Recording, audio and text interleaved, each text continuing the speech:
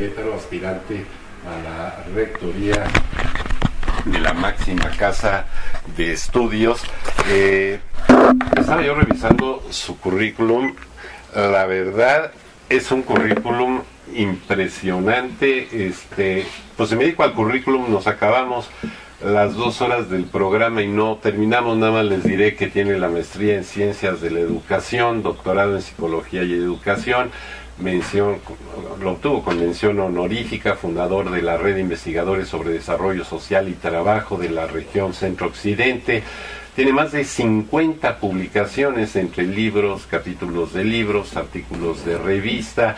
Premio Nacional de Recursos Humanos, otorgado por la Sociedad de Psicología Aplicada en el año 2009, Premio Nacional a la Investigación Laboral, otorgado por la Secretaría de Trabajo y Previsión Social en el 2004, y bueno, para que les digo, no acabamos, es que es una amplísima labor. ¿Son cuántos años? ¿30 años? 30 años, así es, Luis, y muchas gracias por la invitación a ti ante tu auditorio.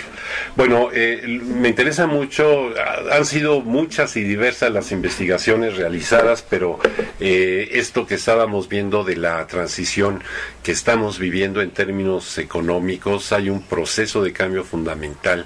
El hecho de que grandes corporativos como Bombardier, Eurocopter, etcétera, se vengan a Querétaro, pues no es porque sean la madre Teresa viniendo a ayudarnos a salir del bache, sino porque están ubicando a México como un sector sumamente competitivo y a Querétaro en particular como un centro muy muy importante.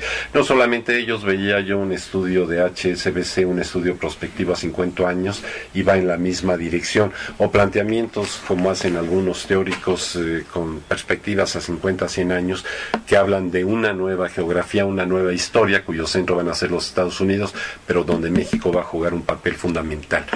¿Nos preparamos para esos cambios? Sí, mira, yo creo que hay que revisar esta situación del trabajo, el empleo que ha habido en México en los últimos 15, 20 años, la manera en cómo se ha venido transformando, y desde luego los desafíos que esto implica, ¿no? Si tú lo observas, en la década de los 90 inicia un proceso que muchos denominamos de precarización del empleo, ¿no? Es decir, empleos que ya no son seguros, que ya no son de largo plazo, que carecen de prestaciones, que son pocos pagados, mal pagados. Como tú decías, pues ahora a los jóvenes les exigen experiencia y no la tienen. Después de 35 años, si ya tienen experiencia, ya no les dan trabajo porque ya están relativamente viejos para este tipo de empleos.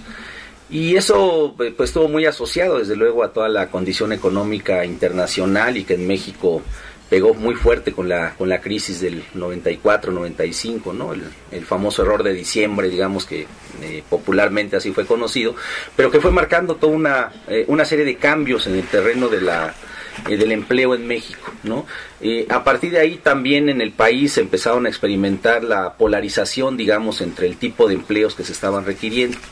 Por un lado, en uno de los extremos, un empleo sumamente especializado, como el que estamos viendo hoy, o con las grandes empresas que exigen un nivel de tecnificación y de conocimiento de la disciplina extremo, ¿no? Los grandes científicos, los grandes ingenieros, los grandes conocedores del mercado internacional o del derecho internacional. Y del otro lado, trabajadores muy poco calificados, ¿no? Que requerían pues apenas saber leer y escribir y una rápida capacitación en la fábrica para poderlo hacer. Entonces fueron creando estos dos grandes polos, ¿no? En donde en ese campo, como tú dices, y en el tema que a mí muchas veces me ocupa y me preocupa, pues las universidades mexicanas nos quedamos en esa tesitura de hacia dónde ir, ¿no? Los años 90 también, a nivel de la educación superior en México, todavía se caracterizaba por contar con programas de estudio rígidos, ¿no? Muy acordados, y cuyos cambios para poderse adecuar a las nuevas condiciones del mercado, a las condiciones sociales, pues implicaba mucho tiempo, ¿no? Hoy creo que las universidades se han ido preparando para darle una mayor flexibilidad curricular y permitirle a los jóvenes, a los estudiantes, poderse orientar hacia estas nuevas oportunidades que se vienen presentando, y desde luego en el campo también tan importante que es el de las competencias, ¿no? Las competencias profesionales. Yo entiendo, creo entender con claridad que la intensidad con la que se viven los procesos económicos está derivando en este reordenamiento mundial.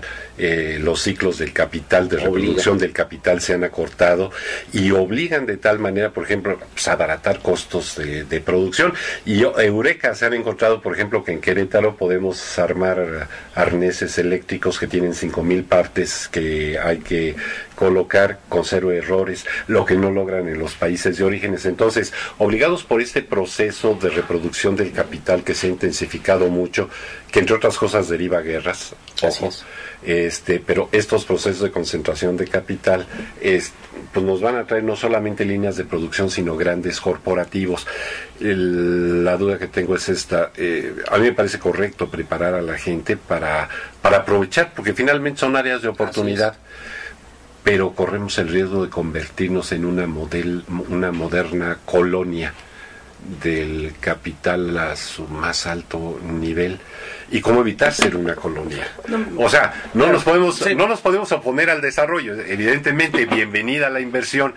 ¿Qué hace? ¿Cuáles son las políticas económicas y generales que debemos impulsar para crecer con todo este proceso? Sí, yo como te decía, me parece que el gran desafío está ahí, ¿no? En cómo nosotros podemos transitar hacia una sociedad del conocimiento, ¿no? Hacia un espacio en el cual la innovación pues, sea un margen muy importante, donde las condiciones laborales sean más dignas, digamos, donde la situación de las políticas industriales que aquí se desarrollan sean políticas que apunten no solamente a atender de inmediato este tipo de necesidades, que además hay que atenderlas, porque si no las atendemos nosotros aquí en Querétaro, lo atenderán en otro espacio, ¿no? Y nosotros perderemos oportunidad de inversión, pero también cómo le hacemos para que ese tipo de actividades que estamos realizando se conviertan en actividades que agreguen valor al desarrollo industrial. Y en ese terreno, pues desde luego el reto tiene que ver que junto a este sistema de competencias profesionales en el cual el estudiante puede ser habilitado para poder enfrentar en mejores condiciones el mercado de trabajo, las universidades estamos obligadas a desarrollar investigación de frontera, ¿no? Investigación de punta, investigación que genere nuevo conocimiento, pero además que tenga el seguimiento con la aplicación tecnológica y que tenga el seguimiento con el campo de la innovación, ¿no? Es decir, que sus aplicaciones sean aplicaciones que producen el valor agregado que nosotros esperamos en términos sociales. Antes de entrar más a detalle en el aspecto laboral, que nos interesa mucho porque es un tema que está a discusión, pero estos temas de fondo también, ¿qué tan lejos deben ver las universidades y los centros de educación superior, los centros de investigación en estos análisis prospectivos? Por ahí, por ejemplo, me platicaba Oscar Peralta, ¿no? Pues hicimos un ejercicio, por ejemplo, en el Tecnológico de Monterrey, un análisis prospectivo a 25 años para saber cómo movernos, hacia dónde ir. ¿Qué es lo razonable? Es decir, cuando se trabaja para conducir a una universidad, ¿qué tan lejos debes ver y qué tanto, cuáles son los indicadores que se te permiten ver? Porque en la medida que nos alejamos en el tiempo se complican más las cosas. Pero, ¿cuál es esa visión?